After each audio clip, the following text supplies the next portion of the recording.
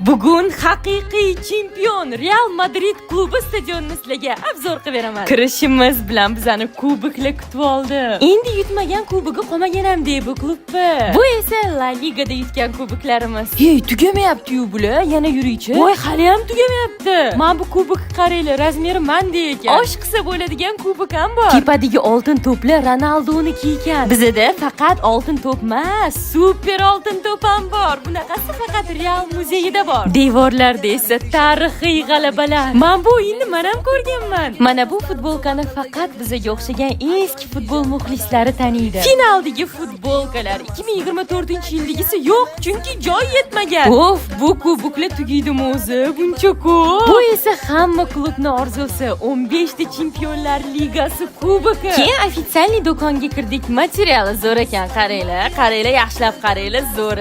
Real Madrid muxlislari bitta like bosib qo'yinglar va bitta so'z esdan chiqmasin. Hala Madrid! Restoranga pul yetmas, qor yog'ib